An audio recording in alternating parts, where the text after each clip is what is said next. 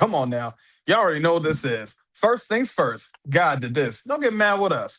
I'm your humble host, your man, your myth, your legend, Eric Knight, and we got the one man and the only man that can check you into the Heartbreak Hotel. That's the Heartbreak Prince himself. Look, this is another edition of Nighttime.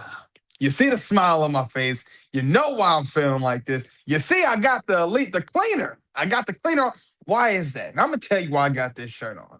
On this day, okay, this day 6 years ago, I wore this exact same shirt on the very first episode of Dynamite. Dynamite that me and Heartbreak Prince went to. Now, this was very special because this was the 6 year anniversary, and you know we gotta talk about it, and you know this was special.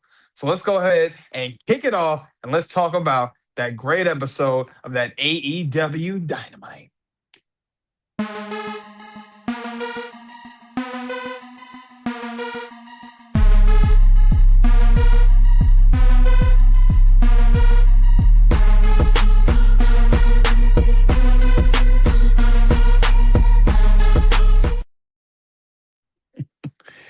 Oh man, I love this. I love this because of course, they started off the show talking about, all the great things and the moments that happened throughout the 6 years of Dynamite.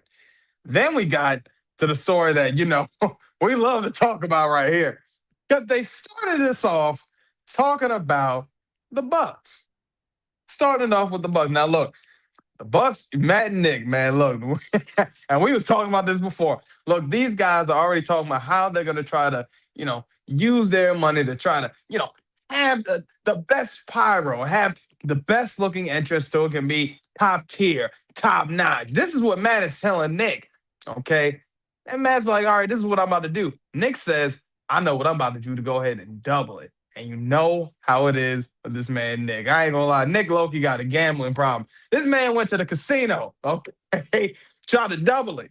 They tried to get it, flip it, and double it, and no, nothing. Man lost it all. Lost all the money, man. So then, of course, Matt comes up to him and asks him what's going on. He said, all right, you got the money? He's like, nah, I actually lost it all.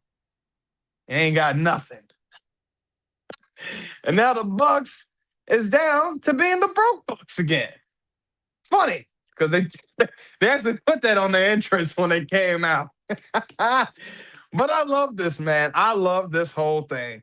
And I mean, honestly, this was just a great thing to start off the show with. I mean, of course, because it went from that, and then they transcended into this trio tag team match that we had with Kenny Omega and the AEW World Tag Team Champions. You already know what it is. Brody King, okay, and Bandito going up against Josh Alexander and the Young Bucks. Now, for that to be said, to let y'all know, the Young Bucks aren't officially in the Don Callis family, but they associate themselves with them. Okay.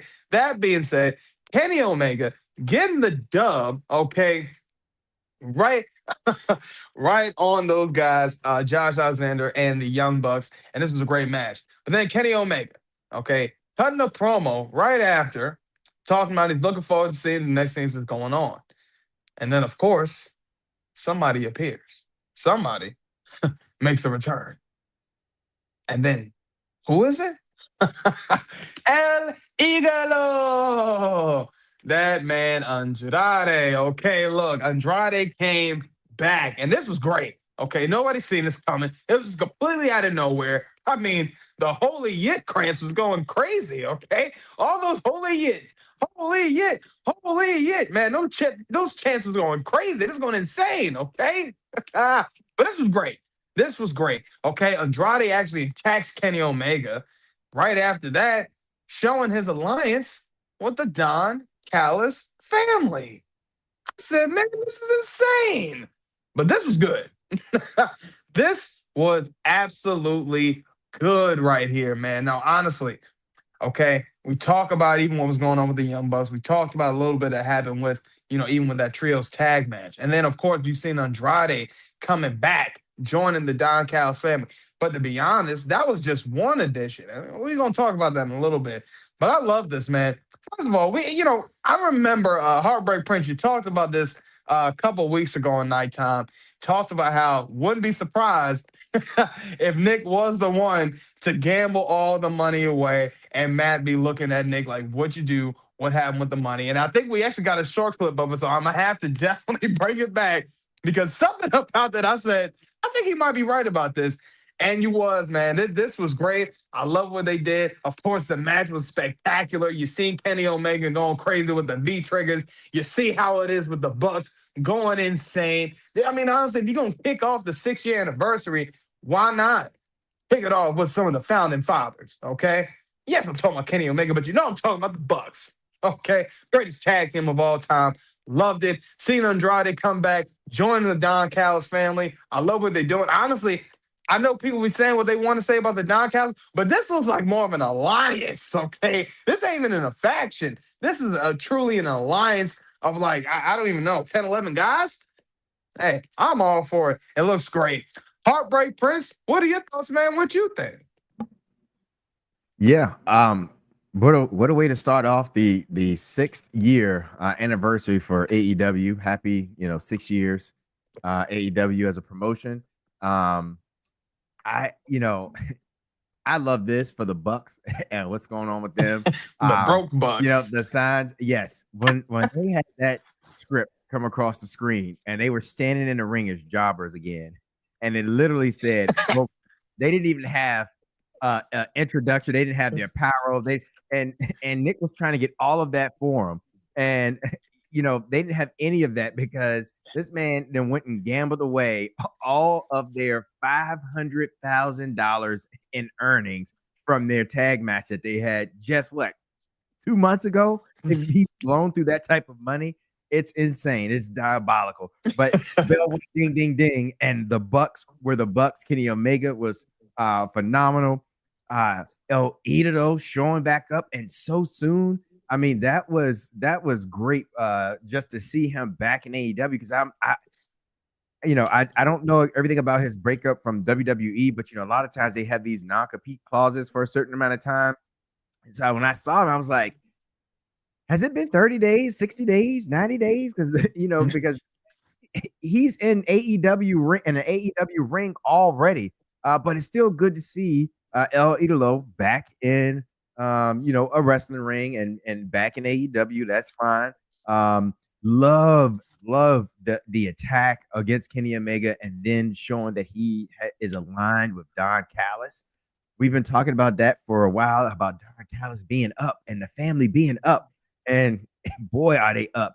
Don Callis right now is he's putting in work. I mean, he is another Paul Heyman for AEW. And, he's got a group right now that is just some kinds of serious. And Don Callis starts speaking Spanish.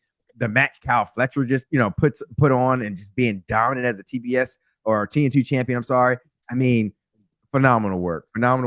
Great way to start the show off. Great thing for Don Callis and the family. El Idolo's back. We got the broke Bucks. They're still jobbers. I can't complain. I mean, what is there to complain about? Happy sixth birthday for AEW for sure. Yeah, man. I just started thinking about, I started laughing. I was thinking about Don Callis like a few times when Kenny Omega was getting near him, he started taking off running. Yeah. This might be like top 3, top 5, man, of funniest like runs. I'm like, yo, this guy is hilarious with Don Callis is hilarious. He's good, man. I'm really feeling Don Callis. Pause. But he's doing his thing. He really is. Yeah, man. Oh man. And then another thing that happened after that situation, we had Mark Briscoe came and cut a nice little promo. Definitely gave him some time to reflect. I love what he was doing, talking about, his situation with MJF, talked about how he was trying to come after Kyle Fletcher for that TNT title, but he was trying to say, I'm gonna be out there supporting Orange Cassidy. I'm out because that's part of the family. I said, you know what? I like how you said that, Mark. Real support. But let's go ahead and go to this next situation that happened here, because this is where it got interesting. Okay. Good old Mercedes Moné, man. Look, I loved everything about this. This is the CEO. Okay. Gotta love this. Okay. Renee talking to Mercedes, asking her what's gonna be her next moves, asking her, what's gonna be her next steps, since she has 9 titles. wants to make it 10, and it honestly asked her, what's, is she going to be going for that 10, the new AEW Women's Tag Team Champions? And she said, of course, I got to, because I have experience and I've done that before.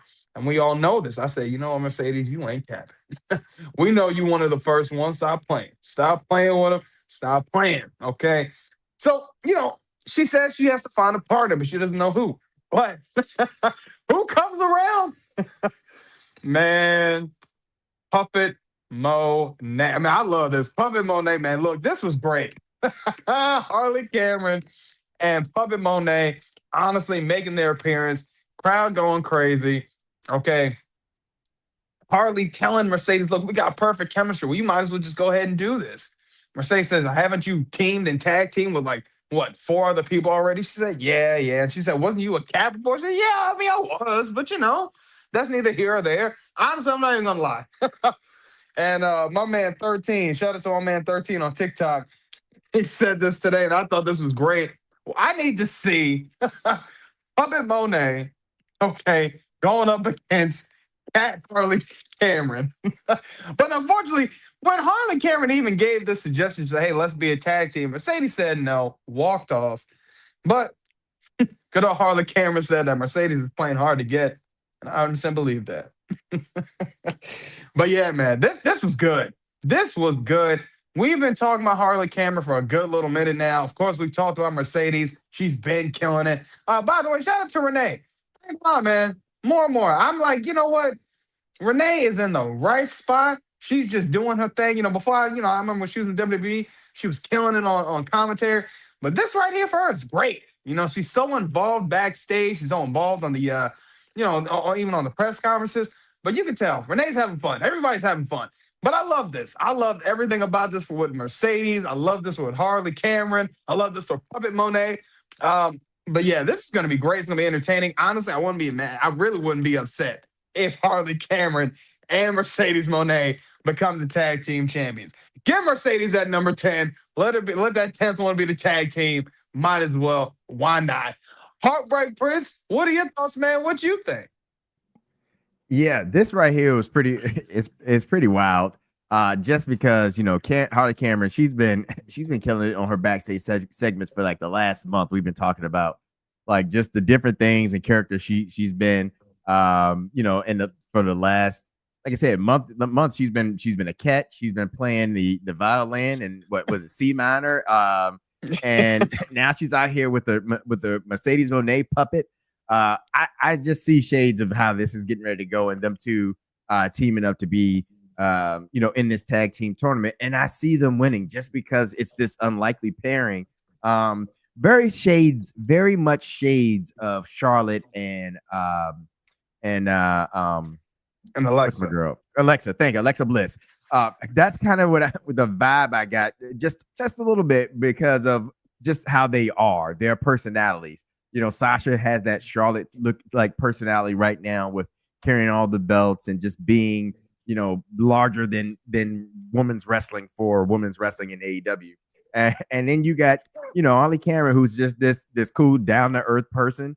But that's the vibe I got when I saw them like interacting, and then Sasha trying to deny her as being her tag team partner, when ultimately that's what's going to happen. I see them two coming together, partnering up for this, and I actually see them winning, which would be great story for both of them. Mercedes Moné would get her 10th title. Harley Cameron would be the first AEW women's tag team champion. So that'd be a pretty cool story.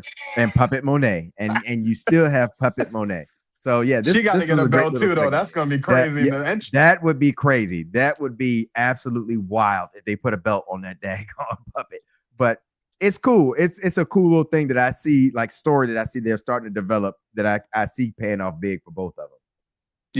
Yeah, man. Yeah, I think that's definitely gonna be one of those pairs. I think it's gonna be really interesting and really fun to watch.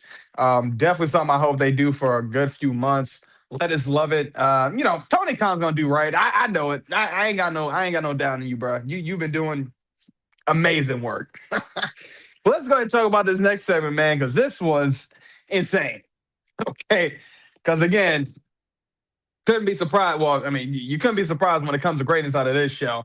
Okay, honestly, we had Orange Cassidy going up against Kyle Fletcher for that TNT title. And honestly, another member of the Don Callis family has now been added. Hologram, okay? Hologram literally turns on Orange Cassidy and immediately helps Kyle Fletcher. At this point, we find out Hologram takes off his, colorful mask. He's all black. And honestly, now we are looking at now this wasn't a bad picture. This is what I'm seeing right here. This is what I talk about in alliance right here. This is good. Like I said, Don, you got something here. But honestly, yeah, man. I mean, Kyle Fletcher getting the dub over Orange Cassidy, and I mean, just the Don Callis family looking strong, looking just elite, man. I mean, just look at this team of guys. You got Takeshita, you got Kyle Fletcher, you got Josh Alexander, Andrade, you got Okada. This is insane. This is insane. Can't be mad about this, man. This was great stuff here, man. I mean, I don't think there's too many people in the Don Callis family. I think now, if this is it, perfect. I maybe I don't think we need to add any more, but just how the way that alliance look, how the team looks, Don, Kyle in the middle with the top. Yeah, keep it going. Keep it going, man. I loved everything about it. I love what they got going on. And I think honestly, the Don Callis family, I don't think they're going to be, dropping any people anytime soon. If anybody was to drop, probably Takeshita. Probably Takeshita. But we'll see what happens with that. Heartbreak Prince, what are your thoughts, man? What you think? This just shows, like I said, Don Callis was winning all night long. He was with having well, hologram or whatever he's going to be, fake hologram. I don't know. joining the squad.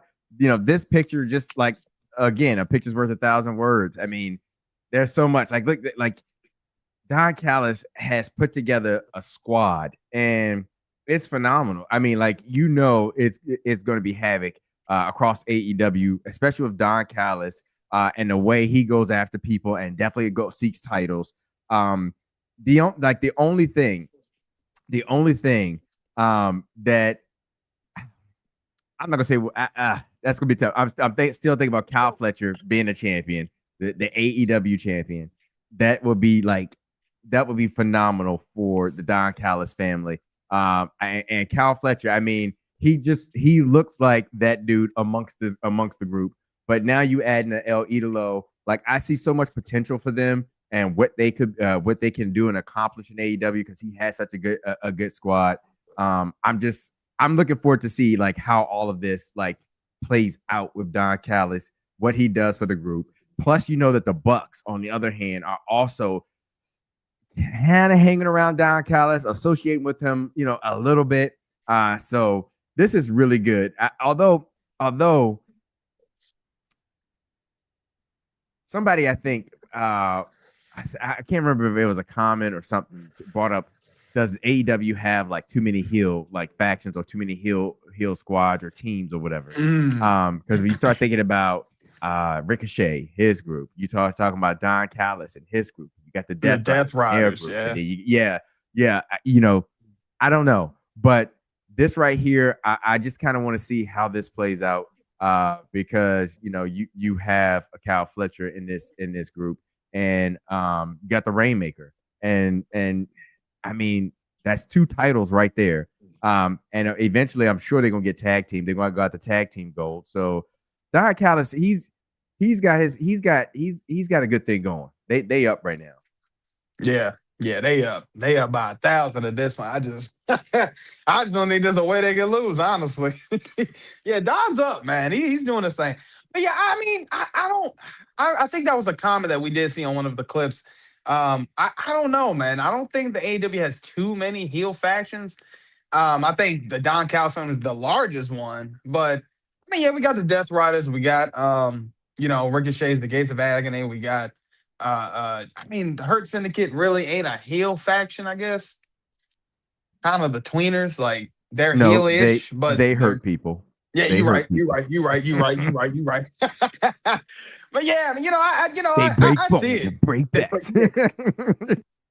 Man, come on, that's a we hurt people. Woo. We hurt, We man. hurt people. I can go with that song all day. That's but yeah, I don't know. I think they got the right amount of factions right now because you do got a lot of baby faces too that can kill it, and I think they do got a lot of good, just a lot of good groups already. So I think they got enough to equal it out, in my opinion. But Yeah. see And what thanks for happens. the love, Bland, by the way. Yeah, man. Yeah. Thank you. Also, my man Panda gave us a shout out on TikTok. Appreciate that as well, man. Appreciate that. Appreciate that shout out, man. I was very much grateful for that. Um, but yeah, let's go ahead and get into this next segment, man, because this was another one that was a absolute banger. Okay, we had that trios match. Another one with Hangman, Adam Page, Samoa Joe, and Powerhouse Hobbs going up against the Death Riders. You already know it's John Moxley, Claudio, and Daniel Garcia. Honestly, I ain't gonna lie. Adam Hangman Page getting the pin over Claudio. And honestly, man, this was a banger. I mean, the funny thing is, I ain't gonna lie. Daniel Garcia, low key, Aura was getting close to Wheeler Yutas. I'm gonna say that right now.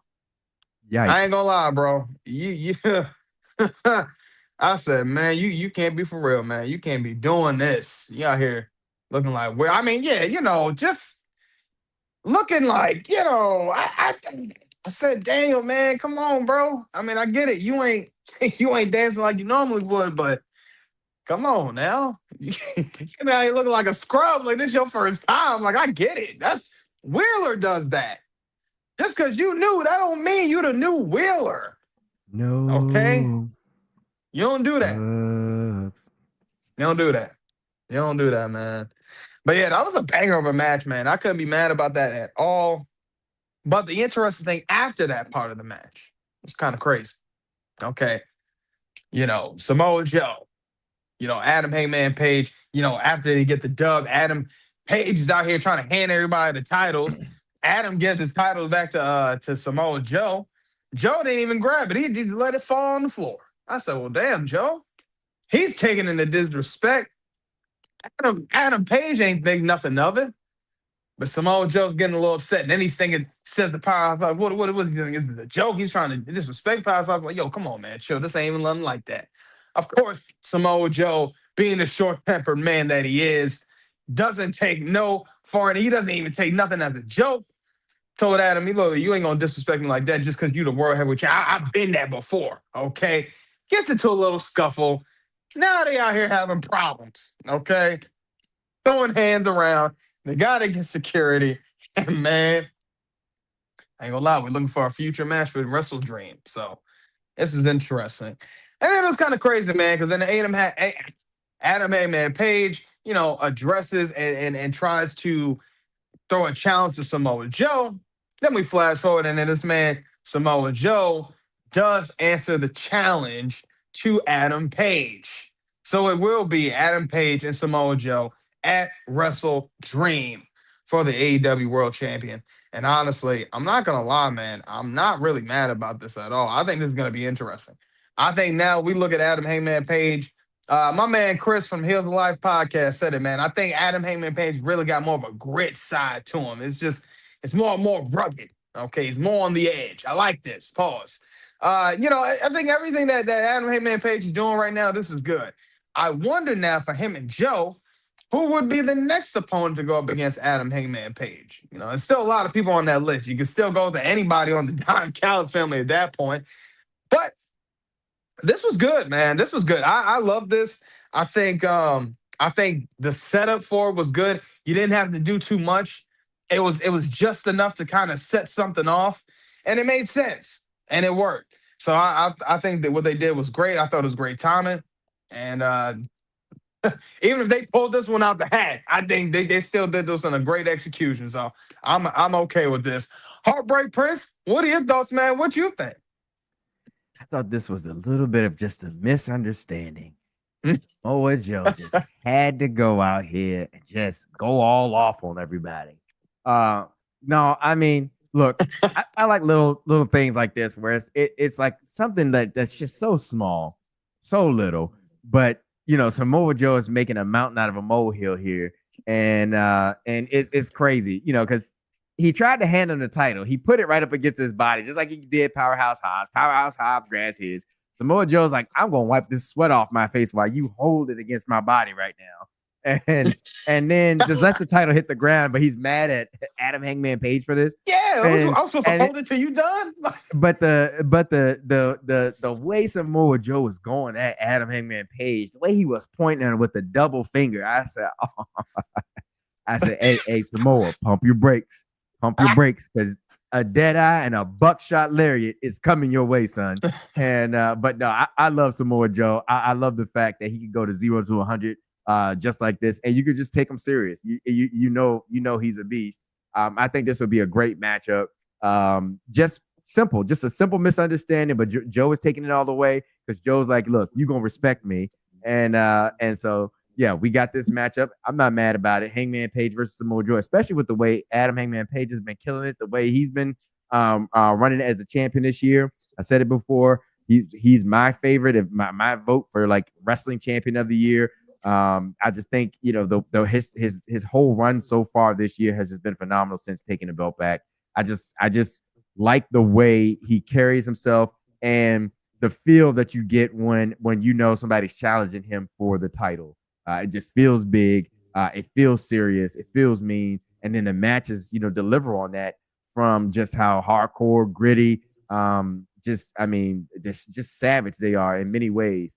And it's like, that's what you would expect for somebody that's walking around with the title of world champion for promotion. So yeah, Hangman Page has been killing it. He's been doing this thing. So this match between him and Samoa Joe, I expect this to be a good old JR slobber knocker. Yeah. Yeah, definitely, man. Definitely a slobber knocker. But let's talk about this next match that happened, with good old timeless Toni Storm. Toni Storm, she had a match with Tay Mello. They actually defeated Tay Mello. But Toni Storm talks about, it's so crazy when she loses the title, she just gets so deeper into this character of hers. But she talks about the loss. She talks about how it felt when she did lose, and she felt like she needs to know if she has what it takes. She needs to know if she can beat Chris Statlander one-on-one, and she needs to know if Chris Statlander can beat her one-on-one. And honestly, man, this was a great promo here. This was just great work. Toni Storm telling Chris Statlander she wants her one-on-one. It's already been approved. It's already been passed. It's been confirmed. So this is how we're looking for WrestleDream, man. Toni Storm versus Chris Statlander. And man, this is just what Toni says. She just says, at All Out, when the bell rang, I did not hear victory. I did not hear defeat. I heard nothing. A silence so deep that it completely gobbled me up. I mean, I stared at her because in that moment, she was everything I wasn't. A glorious champion. I said, my God, Toni. That's poetry in motion, man. It brought a tear to my eye. Come on, man. It just come on. Toni, I get it. It's deep, I get Toni. it. Really is. I mean, come on. She said, she said, I need to know one-on-one. You name the time, you name the place. And I will be. I said, man, this is good, man. Look, Toni versus Chris Statlander. Hey, look, I love Toni Storm, but I got to push my girl Chris Statlander. It's for Long Island. That's the only reason why I got to push for Chris. Okay, but Chris Statlander is killing it too. I ain't gonna lie. The Alien. Okay, man, she's killing it, man. But I love this. I love what they're doing. I love the story that they're telling. Makes me very intrigued and excited for WrestleDream. I mean, I ain't gonna lie. It's just every pay-per-view that AEW's got lining up. They're setting this stuff up good, and I'm excited for this. Heartbreak Prince, what are your thoughts, man? What you think? Yeah, I'm very much feeling my girl Toni and how how heartbroken she is, and it is something about her not being the champion that does send her over this deep end like this, where she starts to come out in this black, white, gray, red like ensemble, and she's makes just me think of not the herself. Joker, like how she looks and how she dresses. Yes, she has this more Harley Quinnish type of feel to her, and Yeah. you know, but not as not not very like manic like Harley Quinn, just more like she's lost. She's just a lost soul. And you know, and you just feel sorry for her when she's not the champion, you know, and even when she gave her whole spiel about just losing the belt and what it felt like to her. And she said, you know, I will meet you at wherever this challenge is, and I will be. She couldn't bring herself to say timeless. Timeless. And Just drop the mic. I just that's yes, it's just heartbreaking. It's heartbreaking because it's like, yo, are you can't where is the confidence? Has the confidence been taken from you with this title? You couldn't finish it and say, I will be timeless. Timeless. Oh my, this is not looking good for timeless Toni Storm. And this is the fun stuff right here that you start to get with her and her character and where it goes and how deep down the rabbit hole she will fall before she can find herself again. Are we going to get Toni? Are we going to get what was it? Her other character was like, "Did you see my match? Did you see my match? yeah. How'd you like my match? Give me Rookie Toni." Yes, Rookie Toni. That's what it was. And you're gonna start to get that back. You know, did you see my match? So. I love Rookie so much Toni. for coming to see my match. Yeah, Rookie Toni was she was a trip.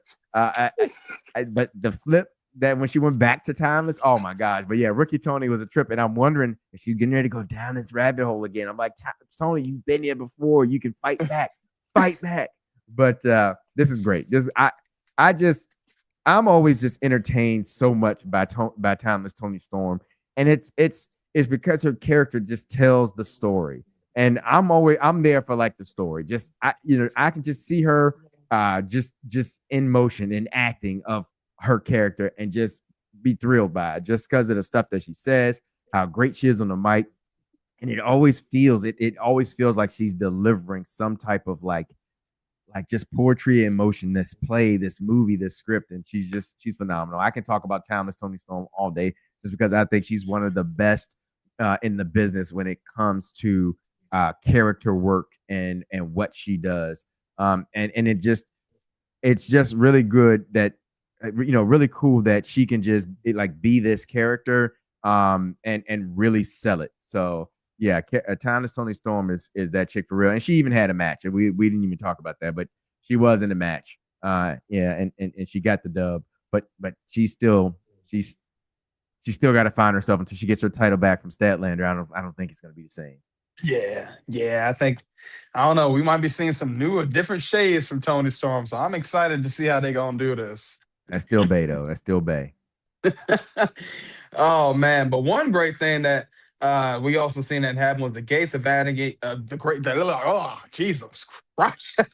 The Gates of Agony going up against the Swirl. I mean, that was another banger of a match. Look, Toa, we've been talking about you, bro. I'm not gonna say too much about you. You already been whooping ass. Keep doing it. You and Khan been going crazy. Okay. Look, y'all Beige brothers, keep doing what Ricochet is telling you to do. You're doing the right brothers thing. is insane.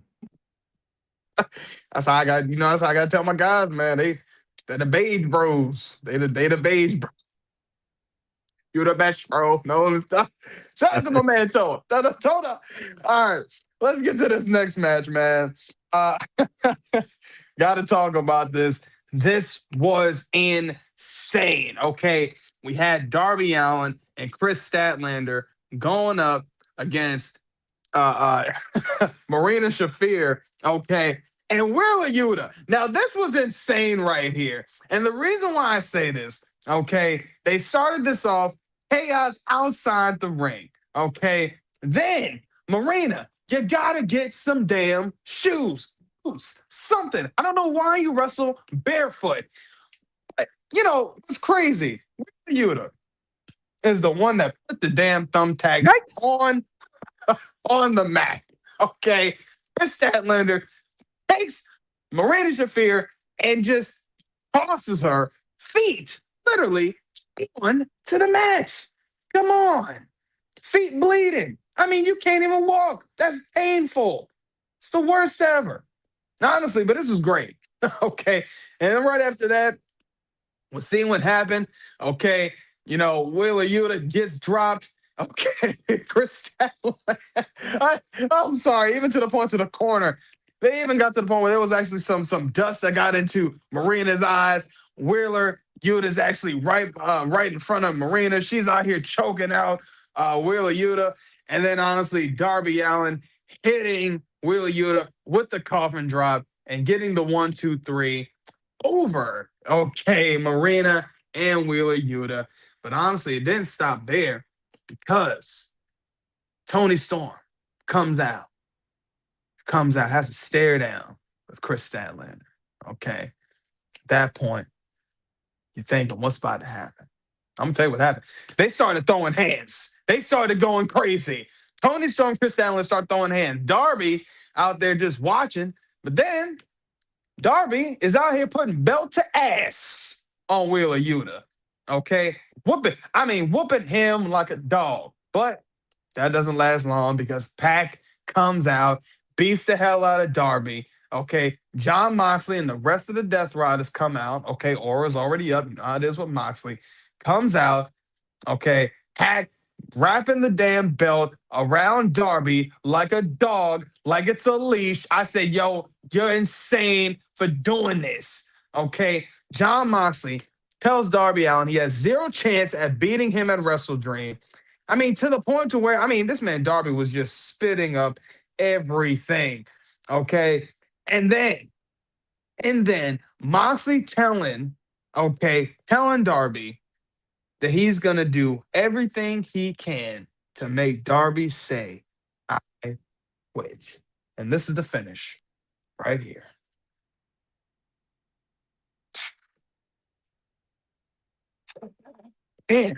Man. Look, this was a great episode of Dynamite. Honestly, just that match alone, that main event went crazy.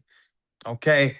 Honestly, just everything that happened that night on Dynamite, I felt like we got more than our money's worth, more than our time's worth. Honestly, that, seeing how far they're going with the Death Riders, seeing what's going on with Darby, his situation going on with Death Riders, everything's going on him and Jon Moxley, Wheeler Yuta. Even the continuation of the story with Chris Statlander and Marina and the Death Riders as well. So many things that are tied into that one match.